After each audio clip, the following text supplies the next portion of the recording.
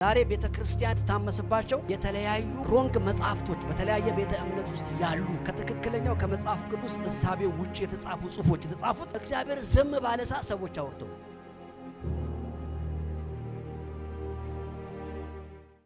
ሪሊጅን በእግዚአብሔር ቦታ ስለ እግዚአብሔር የሚያወራ እሳቤ ማለት ነው። አይታችኋል? ቢሃልፍ ጋድ ቲንኪንግ ነው። ያ ቲንኪንግ is not from God። ሰዎች ከእግዚአብሔር ጋር ያላቸው ራይት ኮሚኒኬሽን ዲስኮኔክት ሲያደርግ ሰዎች ከእግዚአብሔር ውጪ መኖር ስለማይችሉ ነፍሳቸው እግዚአብሔርን አምጣ ብላ ስለምትጮህባቸው ለነፍሳቸው ጊዜያዊ መልስ ሲፈልጉ የፈጠሩት እሳቤ ነው ሪሊጅን። ሪሊጅን is not faith። ሪሊጅን is ሃይማኖት። እምነትና ሃይማኖት ይለያያል። ብዙ ሰዎች እምነቴን ጠብቅ ያለው ሃይማኖቴን ጠብቅ ያለው የሚለውን ከሃይማኖት ጋር ያገናኛሉ። ኖ ፌዝ ነው የሚለው። ሪሊጅንን ጠብቅ ያለው አይደለም ያለው ፖል። ይሄ ያመንኩትን የእግዚአብሔርን ኪንግደም ህይወቴን ዘመኔን የሰጠሁትን የእግዚአብሔርን ቤስት የሆነውን አስተሳሰብ ጠብቅ ያለው ኪፕ አድርግ ያለው ነው ያለው እንጂ ሃይማኖቴን ሲል ይሄ ሰዎች የሰሩትን ድንኳን ጠብቅ ያለው እያለ አይደለም ያለው። ጌታ ስሙ የተባረከ ይሁን። ስለዚህ ኢየሱስ በሚያገለግልበት ጊዜ ከሰይጣን በላይ ሲዋጋው የነበረው ሪሊጅን። ህግና ነቢያት ራሳቸው ስለማን ያወራሉ አለ? ስለኔ ያወራሉ። talks about me። ሁሉ ስለኔ ይናገራል። ሁሉ ስለሱ የሚናገርለትን ጌታ የተቃወመ ስፒሪት ነው ሪሊጅን። በጣም የሚገርመኝ በሉቃስ ወንጌል ምዕራፍ 16 ቁጥር 16 ላይ ኢየሱስ ራሱ እንደዚህ አለ። ህግና ነቢያት ራሱ እስከ ዮሐንስ ነበሩ። ከዛን ጊዜ ጀምሮ ግን የእግዚአብሔር መንግስት ይሰበካል። Now it is the season of the kingdom of God. It is not the season of Moses. It is not the season of Elijah. The season of the kingdom of God. እግዚአብሔር kingdom season ነው አለ። በጣም ደግሞ ሌላ ቦታ ላይ በማቴዎስ ወንጌል ምዕራፍ 17 ላይ ስታዩ ኢየሱስ ክርስቶስ ወደ ረጅም ተራራ ይዟቸው ወጣ ይላል። ወደ ረጅም ተራራ ይዟቸው ከወጣ በኋላ ሁለት በእስራኤላውያን ህግ የሚታወቁ ትልልቅ ፐርሰኖች ተገለጡ ዛ ተራራ ላይ እና አንደኛው ሙሴ ነው፣ አንደኛው ደግሞ ኤልያስ ነው። እነኚህ ሁለት ሰዎች በእስራኤል ኮሚኒቲ ውስጥ በጣም ትልቅ ቦታ የሚሰጣቸው ትልልቅ ስራ የሰሩ የማይረሱ የእምነት አባቶች ናቸው። ሙሴ ህጉን ድራፍት ያደረገ እስራኤላውያን ከግብጽ ምድር ከወጡ በኋላ በምድረ በዳ የሚኖሩበትን የህይወት መመሪያ ከእግዚአብሔር የተቀበለ ትክክለኛው የእግዚአብሔር መንግስት በሰው ልብ ላይ ስታብሊሽ እስኪደረግ ድረስ ጊዜያዊውን የእግዚአብሔርን መንግስት አንደርስታንዲንግ በእስራኤል ኮሚኒቲ ውስጥ የፈጠረ the greatest leader ነው for Israel people። ታላቅ መሪ ነው። ስለዚህ እግዚአብሔር አምላክ ትልቁን የእግዚአብሔርን ሐሳብ በልጁ እስኪገልጥ ድረስ የእግዚአብሔርን መንግስት እሳቤ አያችሁ።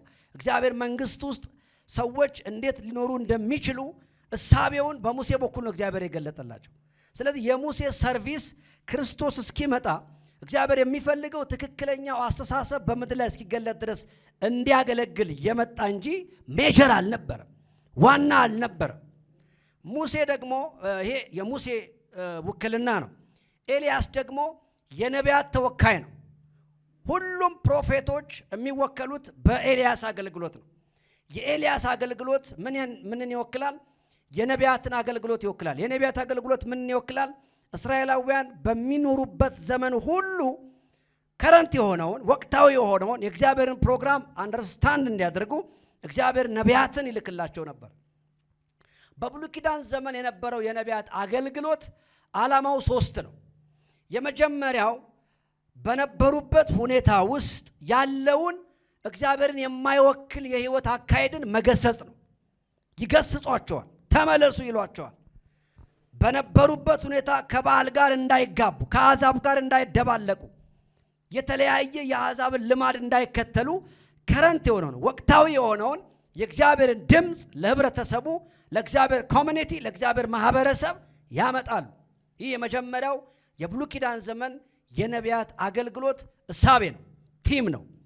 ሁለተኛ የነቢያት አገልግሎት ዓላማው ምንድነው? እግዚአብሔር የሚያመጣውን መሲያዊውን መንግስት ማስታወስ ነው። ሃሌሉያ! የሚመጣ ኪንግ አለ፣ ጌታ ይባረክ። የሚመጣ ንጉስ አለ፣ የሚመጣ አዳኝ አለ። ይሄ ህይወታችሁ ምሳሌ ነው። ስለዚህ የነቢያቱ ፕሮፌቲካል ሜሴጅ ታይምለስ ፕሪንሲፕል አለው ማለት ነው። ጊዜ ዘለል መልእክት አለው ማለት ነው። አንድ ኪንግደም ከፊት ይመጣል። ሃሌሉያ! አንድ ንጉሥ ይመጣል። የእናንተ ህይወት እዚህ ተራራ ስር የሚያልቅ አይደለም። እዚህ ድንኳን ውስጥ የሚያልቅ አይደለም። እዚህ ቤተ መቅደስ ውስጥ የሚያልቅ አይደለም። ይሄ የምታዩት ሁሉ ምሳሌ ነው። ነገር ግን እግዚአብሔር የሚልከው መሲህ አለ፣ ጌታ አለ፣ አዳኝ አለ። ትዝ ይላችኋል ኢሳይያስ ትንቢት ሲናገር ድንቅ መካር ኃያል አምላክ ወንድ ልጅ ተሰጥቶናል አለ። አለቅነት ደግሞ በጫንተ ገቨርንመንት አፖን ሂም። የሚመጣው ዝም ብሎ ሕፃን አይደለም። የሚመጣው ዝም ብሎ ንጉሥ አይደለም። እሱ መንግሥት ያለው ነው። ሃሌሉያ! ሲናገር የሚሰማ የሚከፍት የሚዘጋ የሰማይና የምድር ቁልፍ በእጁ የያዘ ግን ኪርስ ነው፣ ግን ኪንግ ነው አለ። ሕፃን ይመስላል ግን ንጉሥ ነው አለ። ሕፃን ይመስላል ግን መንግሥት ነው አለ። ስለዚህ እስራኤላውያን በነበሩበት ሁኔታ በሐዘንና በተስፋ መቁረጥ ተወስነው እንዳይቀሩ ስለሚመጣው እግዚአብሔር በክርስቶስ ስለሚመሰርተው የመሲሁ መንግሥት ይነግራቸው ነበር። ሶስተኛው ማጽናናት ነው። ስለዚህ ጊዜያዊ ችግር ቢገጥማችሁ ጊቭ አፕ እንዳታረጉ። ሃሌሉያ! ቢኮዝ ትልቅ ፕሮሚስ አላችሁ፣ ግራንድ ፕሮሚስ አላችሁ። የገባችሁበትን ሁኔታ ያሰባችሁ ጊቭ አፕ እንዳታረጉ። አሕዛብ ሲነሱባችሁ ጊቭ አፕ ተስፋ እንዳትቆርጡ፣ ተስፋ ያላችሁ ህዝቦች ናቸው እያሉ ያጽናኑ ነበር። ስለዚህ የብሉይ ኪዳን ዘመን የነቢያት አገልግሎት ይህንን ይመስል ነበርና በዚህ ውስጥ ሁሉ ውክልና ያለው የመጀመሪያው ዘ ፈርስት ፕሮፌት ኦፍ እስራኤል ኤልያስ። የሚገርመው ሰዎቹ ይህ እሳቤ ውስጣቸው ስላለ የሚመጣው መንግስት አመጣጡን በራሳቸው ወይ ድራፍት አደረጉት። አሁን እኮ ትልቁ ፕሮብሌም ምን መሰላችሁ? እኛ ራየት ጸሎትን ትክክለኛ ጸሎትን ጸልይና ትክክለኛ መልስ ግን አንቀበልም። ነካርገውና ትክክለኛ ጸሎት ከጸለይክ በኋላ በለው እስቲ የተሳሳተ ጠባቂ አትሁን በለው ለመልሱ። አዎ we pray right pray but our expectation is wrong። አያችሁ በሮንግ ኤክስፔክቴሽን ነው ራይት ፕሬውን መቀበል የምንፈልገው። ትክክለኛ ጸሎት እንጸልያለን፣ መላሹ በሚፈልገው መልክ እንዲመልስ አይደለም የምንፈልገው፣ እኛ በምንፈልገው መልክ እንዲመልስልን። እስራኤላውያን አንዱ የሚያደርጉት ይሄንን ነው። ኢየሱስ የመምጣቱ ጉዳይ እርግጠኞች ናቸው፣ የመጣበትን መንገድ ግን መቀበል አቃታቸው። አሁን እግዚአብሔር ብዙ ጊዜ መልስ የሚመልሰው እንዳንተ ፍላጎት አይደለም። አንተ የምትጠይቀው ጥያቄ ትክክል ሊሆን ይችላል፣ የሚመለሰው ግን በአንተ መንገድ አይደለም። ስለዚህ ነካ አድርገውና ከጸለይክ በኋላ መልሱን ለመላሹ ዕውቅና ሰጠው ነው፣ እሱ እንደሚፈልገው ይመልስ። ብዙ ሰው ይጸልያል፣ የሚሸወደው መልሱ ላይ ነው። እና እስራኤላውያን ኢየሱስ እንዲመጣ ፈልገዋል። በተለይ የመጨረሻው የብሉይ ኪዳን ዘመን ነብዩ ሚልኪያስ ይባላል። ይሄ ነብዩ ሚልኪያስ the last prophecy ነው ያመጣው፣ the silent age የዝምታው ዘመን። ከሚልኪያስ በኋላ ዮሐንስ እስከሚነሳበት ጊዜ ድረስ ለ400 ዓመት እግዚአብሔር አምላክ በነቢያትም በልዩ ልዩ መንገድም ለሕዝቡ አልተናገረም። ለ400 ዓመት የመጨረሻው ትንቢት የመጣው በማን ነው? በሚልኪያስ ነው። ከሚልኪያስ እስከ ዮሐንስ ድረስ የ400 ዓመት ዘመን ቆይታ አለ። በዚህ 400 ዘመን ቆይታ ውስጥ እግዚአብሔር ለማንም በምንም መንገድ አልተናገረም። በዚህ ታይም ነው እግዚአብሔር ዝም ሲል ሰዎች መናገር የጀመሩት። ዛሬ ቤተ ክርስቲያን የምትታመስባቸው የተለያዩ ሮንግ ቡክሶች፣ ሮንግ መጽሐፍቶች በተለያየ ቤተ እምነት ውስጥ ያሉ፣ በረጅሙ ስሙልኝ ይሄንን፣ በተለያዩ የቤተ እምነት ተቋማት ውስጥ የሚገኙ ሮንግ ቡክሶች ከትክክለኛው ከመጽሐፍ ቅዱስ እሳቤ ውጪ የተጻፉ ጽሁፎች የተጻፉት እግዚአብሔር ዝም ባለ ሰዓት ሰዎች አውርተው ነው። ነካ አድርገውና እግዚአብሔር ዝም ሲል ወክል አታወራ በለው። አሁን ችግሩ ይሄ ነው። እግዚአብሔር ዝም ሲል ሰዎች ያወራሉ እና እግዚአብሔር ዝም ሲል ዝም በል እና እስራኤላውያን በጣም የመሲሁን መምጣት የናፈቁበት ታይም፣ ጉብኝት የናፈቁበት ታይም ነው እና ከ400 ዓመት በኋላ በምድር ላይ አንድ ደስ የሚል ዜና ተሰማ። መንግሥተ ሰማያት ቀርባለችና ንስሐ ግቡ። Now the kingdom of God arrived to earth። ትክክለኛ ተወካይ ይፈለግ ነበር። ትክክለኛ እግዚአብሔር ከአዳም ጀምሮ በዘፍጥረት ምዕራፍ 1 ቁጥር 18 ላይ ግዛ የሚለው አስተሳሰብ በምድር ላይ ፌል ካረገ ሰዓት ጀምሮ ለሰው ልጅ እግዚአብሔር የሰጠው አንድ ትልቅ ፕሮሚስ አለ። ከአንቺ የሚወለደው እርሱ ራስህን ምን ያደርገዋል? ይቀጠቅጠዋል። ቀጥቃጭ ይፈለግ ነበር። የዲመንን ፕሮግራም የሚመታ ፐርሰን ይፈለግ ነበር። ስለዚህ እግዚአብሔር ትክክለኛ ሰው እስኪያገኝ ድረስ ህዝቡን የመራበት መንገድ የነቢያት መንገድ ነው፣ የህግ መንገድ ነው፣ እስራኤላውያንን የፈጠረበት መንገድ ነው። ፋይናሊ ግን ኢየሱስ ክርስቶስ እንደዚህ አለ።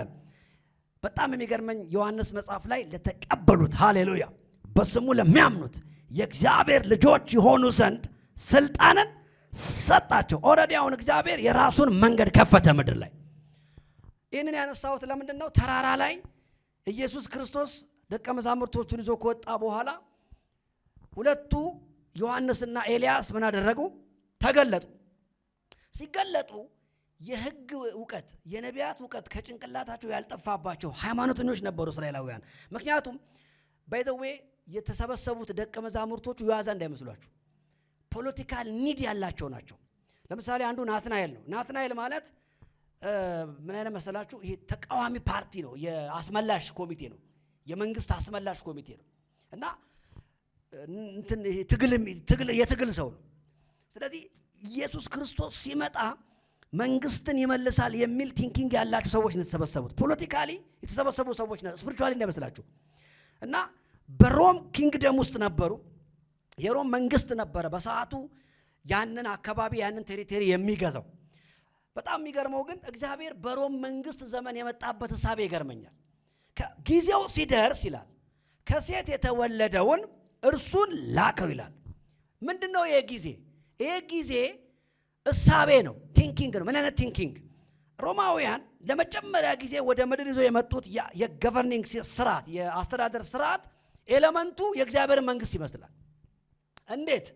ዘፍጥረት ምዕራፍ 1 ላይ እግዚአብሔር ለመጀመሪያ ጊዜ ሰውን በመልክና በአምሳሉ ከፈጠረው በኋላ የተናገረው አንድ ንግግር አለ። ግዛ፣ ሃሌሉያ፣ have a kingdom on earth። የሚገርማችሁ በኦሮምኛ መጽሐፍ ቅዱስ ላይ ሞቱማ ሐቀባቱ ነው የሚሉ። በነገራችን ላይ ዘፍጥረት 1:18 ላይ መንግስት ይኑር ነካርገውና የእግዚአብሔር ፕሮግራም ክርስትና አይደለም፣ ሃይማኖት አለ፣ መንግስት ነው በለው እስቲ። አዎ ኪንግደም ነው፣ መንግስት ይኑር። የዕብራይስጡን ቃል ስታገኘው ራሱ ማምላካክ ነው የሚለው። have a kingdom፣ ቴሪቶሪ ያዝ፣ ዴቫዳ ጎቦ፣ ግዛት ይኑር፣ ዶሜን አርግ። በሄቨን ላይ ያለውን በሰማይ ላይ ያለውን አስተሳሰብ በምድር ላይ አምጣ። ለዚህ እኮ ነው ክርስቶስ ስትጸልዩ እንዲህ ብላችሁ ጸልዩ። በሰማይ የምትኖር አባታችን ሆይ ስምህ ይቀደስ። ምን ትምጣ? ምን ትምጣ? አውራልኝ ላውድ። ምን ትምጣ? ዩር ኪንግደም ታይ ካም፣ ያንተ ሄቨንሊ ኪንግደም ይምጣ። ፈቃድ በሰማይ እንደሆነች እንዲሁም በምድር። ይሄ በጸሎት መዝጊያና መክፈቻ አይደለም። የእግዚአብሔር መንግስትን ዜግነት የተቀበሉ ሰዎች how to they pray፣ እንዴት መጸለይ እንዳለባቸው ኮድ ነው የነገረን ኢየሱስ። ስለዚህ የእግዚአብሔር የመጀመሪያው እሳቤ ሰማያዊውን መንግስት ወደኛ ማምጣት ነው። ብዙ ሰዎች የመጽሐፍ ቅዱስ እሳቤ በክርስቶስ አምኖ መንግስተ ሰማይ የተባለ ቦታ ላይ መሰብሰብ ይመስላቸዋል። እንዴ መንግስተ ሰማያት ያለ እግዚአብሔር እኮ የሆነ ቦታ ነው። መንግስተ ሰማያትን መንግስት ሰማይ ያደረገው የእግዚአብሔር መኖር ነው። ነካርገውና አንተ ከንጉሱ ጋር ነው በለው እስቲ። ጌታ ስሙ ይባረክ። ያ ብዙ ነገር መልስ የሚያገኝልህ የተቀበልከውን ይህንን ህይወት በመንግስት ዕውቀት ስትረዳ ነው። ስለዚህ የእግዚአብሔር ፕሮግራም ምድርን እንዴት መፍጠር እንዳለበት ለማሳየት አይደለም። ሰማይን እንዴት መፍጠር እንዳለበት ለማሳየት አይደለም። ችሎታውን ማሳየት። ሰው ለምንድን ነው የተፈጠረው? እንዲህ አመልከው ይላል። ማምለክ በኪንግደም ውስጥ ያለ አንድ ጉዳይ ነው። እግዚአብሔርን እየመሰለ ለምንድን ነው እግዚአብሔርን የምመስለው? ለምንድን ነው ቀጭኔ እግዚአብሔርን የማትመስለው? ለምንድን ነው ዝሆን እግዚአብሔርን የማይመስለው? ታዲያ የሱ ፍጥረቶች አይደሉም? ስፔሲፊክ ሰው ለምን እግዚአብሔርን እንዲመስል ተፈለገ? ፎር ዘ ፐርፐዝ ኦፍ ዘ ኪንግደም። አየ የማይታይ ሂውጅ ዓለም አለ፣ መነሻው የማይታወቅ ሃሌሉያ። ለዘመን ዘመናት ያለና የሚኖር የነበረ ሄቨንሊ ኪንግደም አለ። ያ መንግስት መስፋት ፈለገ። አሜን ነው። ኤክስፓንድ ማድረግ ፈለገ። እዛ ኦሪጂናል ዓለም ውስጥ ያለው የንጉሱ ህይወት እሱን በሚቀበሉና በሚያምኑ ሰዎች ግዛት ውስጥ እንዲታይ ተፈለገ። ስለዚህ እግዚአብሔር ምድርን የፈጠረበት ትልቁ ዓላማ የመፍጠር ችሎታውን ሊያሳይ ሳይሆን ሁለተኛ የእሱ የግዛት ስፍራ እንድትሆን ነው። አሜን አትሉ? ሁለተኛ ስቴት ፈለገ። እዛ ያለው ወርሺፕ፣ እዛ ያለው ሆሊነስ፣ እዛ ያለው ራይቸስነስ የሚታይበት ሁለተኛ ስቴት ተፈለገ። እዛ ያለው ቅድስና፣ እዛ ያለው ሞገስ፣ እዛ ያለው ክብር፣ እዛ ያለው ሰላም፣ እዛ ያለው በረከት፣ እዛ ያለው ባለጠግነት፣ እዛ ያለው ግርማ፣ እዛ ያለው ቋንቋ፣ እዛ ያለው አለባበስ፣ እዛ ያለው አነጋገር የሚታይበት ምድር ላይ ተኮኖ ሰዎች ይሄ የመጣው ከየት ነው ሲባል ከዛኛው ነው የሚባልበት፣ ይሄ ሰላም ከየት መጣ ሲባል ከዛኛው ነው የሚባልበት ሁለተኛ የሄቨን ቴሪቶሪ ምድር ላይ እንዲኖር ተፈለገ። ስለዚህ እግዚአብሔር በመልካችን እንደ ምሳሌያችን ሰውን እንፍጠር ካለ በኋላ ቃል አወጣ። ምን አለ? ግዛ፣ ሃቭ ኤ ኪንግደም ኦን አርዝ፣ ሰማይን በምድር ግለጥ፣ እንደ ሰማይ አክት አድርግ፣ እንደ ሰማይ እዘዝ፣ እንደ ሰማይ ክፈት፣ እንደ ሰማይ ዝጋ፣ እንደ ሰማይ አክት አድርግ፣ እንደ ሰማይ ተንቀሳቀስ፣ አስተዳድር፣ ሁሉ ይስማ። እዚህ ቴሪቶሪ ላይ ካንተ በላይ የሚሰማ ሌላ ፐርሰን የለም። ካንተ በላይ የሚደመጥ ሌላ አካል የለም። ኔቸሩ ያንተ ነው። ተፈጥሮ ያንተ ነው። ውሃው ያንተ ነው። እንስሳቶች ያንተ ናቸው። የሚበረው ያንተ ነው። በሚበሩት ሁሉ ላይ ስልጣን አለ። ውሃ ውስጥ ያለው ያንተ ነው። ፀሐይ ያንተ ነች። አሜን በል በኢየሱስ ስም። this is the command of God. govern ark. You are a king over earth. God is king of king, but you are the king over earth. እኔ የምድር ሁሉ በሰማይ በምድር ሁሉ አሜ ኪንግ፣ አንተ ባለበት ቦታ ሁሉ እኔ ደግሞ ያንተ ንጉስ ነኝ። አራሜን በልባክ we are a king over earth። ነካርገውና በምድር ላይ ሌላ ንጉስ የለም በለው እስቲ። አንተ ነህ ንጉስ በለው። እግዚአብሔር ያስቀመጠው ንጉስ አንተ ነህ በለው እስቲ። ያ ምን ነው ቀራላችሁ? ነካርገውና እንደ ንግስትና ንጉስ ነህ፣ ንግስትና ንጉስ ነህ በለው። ሄቨን ነው ያለ። አሁን ምን ካርድ አትፈልጋውን? ሄቨን ነው ያለ ብራዘር። አንዳንድ ሰው እንደውም አምባሳደር ሲባል በጣም ቀራላችሁ አይደለም? እንደውም ንጉስ አምባሳደር ሰሞኑን አስተካክለን እንጨምራለን። ክፍተት እያየው ነው። ዳሽ አለ ከፊት እንዴ! ጌታ ስሙ ይባረክ። ያ there's a principle። ይሄ ፕሮግራም ነው ፌል ያደረገው። ይሄ ፕሮግራም ነው ለመጀመሪያ ጊዜ የመገንጠል አንቀጽ የተፈጠረችው። በነገራችን ላይ ኢትዮጵያ ሕገ መንግስት ላይ አይደለም፣ ዘፍጥረት 1 ላይ ነው። ሰይጣን ወደ ሰው ዓለም መጣና አስተሳሰብ ነገራቸው። ለምንድን ነው እግዚአብሔር ይሄንን እንዳትበሉ የከለከላችሁ? አያችሁ፣ እግዚአብሔር ሉዓላዊ አምላክ፣ ፍቃድ ሰጪ አምላክ መሆኑን ማሳያ ነው። ያ ሰው በፍቃዱ እንዲያመልክ። አንዳንድ ሰው እግዚአብሔር ታዲያ እንደሚበላ አያውቅም፣ ያውቃል። ግን ሰው በፍቃዱ እንዲኖርለት ተፈለገ። ያለ መመሪያ ምንም ነገር ካስቀመጥክ ያስቀመጥከው አካል ሮቦት ነው ወይም ደግሞ አስገዳጅ ህግ ሰጥተዋል ማለት ነው። ስለዚህ እግዚአብሔር በምድር ላይ ያስቀመጠው ሰው በፍቃዱ እየተከለከለ የተከለከለውን ነገር የማያደርገው በፍቃዱ መሆኑን ለማሳየት ነው። እዚህ ምድር ላይ በጫና አይደለም እግዚአብሔር ያስቀመጠ፣ በፍቃድ የምንኖር ሰዎች መሆናችንን ለማሳየት። ስለዚህ ያቺ ኢንስትራክሽን መመሪያዋ ለሰው ማሰናከያ ተብላ የተቀመጠች አይደለችም። ሰው በፍቃዱ መኖር የሚችል ፍጥረት መሆኑን ማሳያ ነች። በፍቃዱ የሚያከብረው፣ በፍቃዱ የሚገዛለት፣ በፍቃዱ የሚወደው፣ በፍቃዱ ለእግዚአብሔር የሚኖር፣ በፍቃዱ ከእግዚአብሔር ጋር የሚስማማ መሆኑን ማሳያ ነች። እና እንደ እግዚአብሔር እንዳትሆኑ ነው ሲለው፣ እንደ እግዚአብሔር መፍጠር ትችላለህ ያለው አይደለም። ያለ አዛዥ፣ ያለ ትእዛዝ ሰጪ፣ ያለ እግዚአብሔር ፕሮቪዥን፣ ያለ እግዚአብሔር አቅርቦት፣ ያለ እግዚአብሔር ፕሮቴክሽን በምድር ላይ መኖር የምችልበት ክፍተት አለ ያለው ነው። አይዲዮሎጂ ነው የሰጠው። አንተም እንደ እግዚአብሔር መሆን ትችላለህ ማለት እንደ እግዚአብሔር በዙፋን ላይ ተቀምጠህ ትፈርዳለህ፣ ትፈጥራለህ አይደለም። እዚህ ፕላኔት ላይ አንተ ራስ ያለ እግዚአብሔር ትእዛዝ መኖር የምችልበት ክፍተት አለ ያለው ነው። ኦኬ አለ። ላጥ አድርጎ በላ። መጀመሪያ የበላችው እህታችን ነች። የሚገርመው ትእዛዝ ተቀባይ ነው የሚጠየቀው። ቅጥፍ አድርጋ በላችና ና ብላ አለችው እና እሱ ደግሞ ገና እሷ ወደሱ የመጣችበት ታይም ስለሆነ ሃኒሙን ላይ ነው ገና። ስለዚህ እንኳን ፍሬ አይደለም ዝግባን ብላ ብትለው ሰውዬው አይምርም። ላጥ አድርጎ ነው የበላው። የተበላበት ኢንቴንሽን ነው። ገባ? ኢንቴንሽኑ ምን አይነት ነው? we can be like God። ያለ እግዚአብሔር እዚህ እርዝ ላይ ምን ማድረግ እንችላለን? መኖር እንችላለን። እና ሰው በእግዚአብሔር ኪንግደም ውስጥ እስካለ ድረስ ሶስት መሰረታዊ ነገሮች ተሟልተውለት ይኖራሉ። አንደኛ ፕሮቴክሽን፣ ምንም አይነት እሱን ሊጎዳ የሚችል ኃይል ወደሱ መግባት አይችልም። ሁለተኛ ፕሮቪዥን፣ ምንም ነገር ለፍቶ የሚያመጣው ነገር የለም።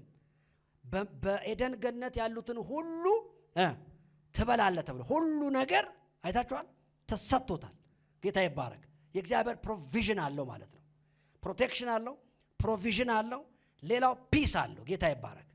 በውስጡ ሰላም። በጣም የሚገርመኝ እግዚአብሔር አምላክ አዳምን በሽታ ሮንግ ነው የምንለው ከአዳም ጋር ስላልጀመረ ነው። ነካርጎና ከአዳም ውድቀት በፊት ያለው ህይወት ሁሉ የእግዚአብሔር ነው በሉ እስቲ።